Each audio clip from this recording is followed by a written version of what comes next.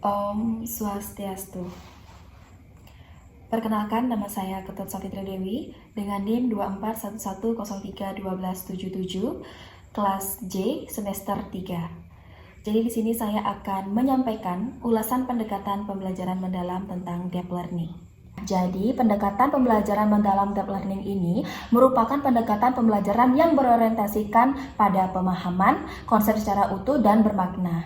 Nah, menurut Hux dan Prasetyo tahun 2025 menjelaskan bahwa deep learning dalam pendidikan bukanlah tentang teknologi kecerdasan buatan, melainkan pendekatan pedagogis yang mendorong peserta didik untuk memahami makna berbagai materi dan mengaitkan pengetahuan baru dengan pengalaman sebelumnya, serta mampu menerapkan pengetahuan tersebut dalam berbagai konteks. Adapun pendekatan ini bertujuan agar peserta didik tidak hanya mengetahui apa suatu konsep, tetapi juga memahami mengapa dan bagaimana konsep tersebut digunakan. Nah, untuk selanjutnya yaitu ada pendekatan deep learning didasarkan pada 3 jenis prinsip utama dalam pembelajaran, yaitu yang pertama ada meaningful learning, yang kedua ada mindful learning, dan yang ketiga ada joyful learning.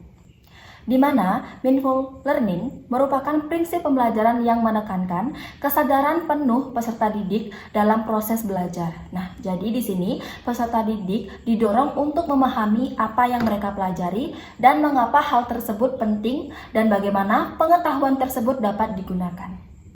Dan yang kedua ada meaningful learning, di mana meaningful learning ini menekankan pembelajaran yang bermakna, yaitu ketika peserta didik mampu mengaitkan materi pembelajaran dengan pengalaman nyata dan pengetahuan yang telah dimiliki sebelumnya. Nah, yang ketiga yaitu ada joyful learning, di mana joyful learning ini merupakan prinsip pembelajaran yang menciptakan sesuatu yang menyenangkan, aman, dan memotivasi. Nah, jadi pembelajaran yang menyenangkan membuat peserta didik itu lebih aktif, antusias, dan tidak merasa tertekan dalam mengikuti proses pembelajaran. Nah, kemudian ada menurut Ferianto pada tahun 2024. Nah, jadi beliau menyatakan bahwa suasana belajar yang positif sangat berpengaruh terhadap keterlibatan peserta didik dan keberhasilan pembelajaran mendalam. Untuk selanjutnya yaitu di sini ada taksonomi Solo dalam pembelajaran mendalam, di mana menurut Gunaimat pada tahun 2023 menyatakan bahwa taksonomi Solo membantu peserta didik untuk mengidentifikasi sejauh mana peserta didik ini memahami konsep yang dipelajari. Nah, jadi taksonomi Solo itu terdiri dari 5 tingkat pemahaman. Yang pertama itu ada prestruktural, di mana prestruktural ini artinya ketika peserta didik belum memahami materi. Nah, yang kedua yaitu ada unistruktural, di mana yang artinya ketika peserta didik memahami satu aspek materi. Nah, yang ketiga yaitu ada multistruktural, ketika peserta didik memahami beberapa aspek namun belum terhubung. Nah, yang keempat yaitu ada relasional, yaitu artinya ketika peserta didik mampu menghubungkan berbagai aspek secara logis. Dan yang kelima yaitu ada extended abstract, jadi artinya ketika peserta didik ini mampu mengembangkan pemahaman dan menerapkannya ke situasi yang baru.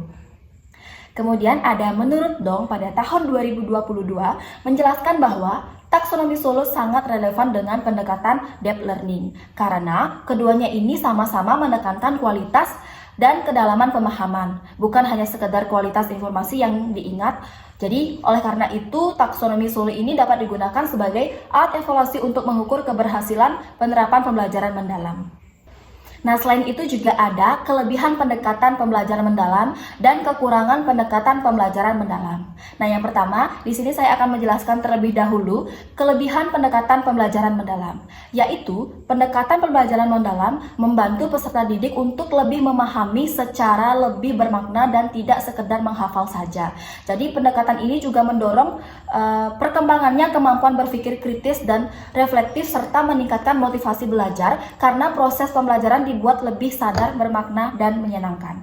Kemudian kekurangan pendekatan pembelajaran mendalam ini juga memerlukan kesiapan guru dan perencanaan pembelajaran yang matang. Nah, selain itu juga pelaksanaan untuk membutuhkan waktu yang lebih lama dan penilaian yang lebih kompleks. Oleh karena itu, pemahaman mendalam tidak cukup untuk dilakukan dengan tes tertulis sederhana.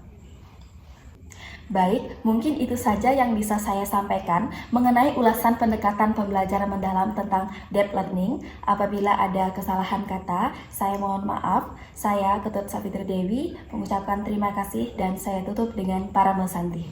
Om Santi Santi Santi Om. Terima kasih.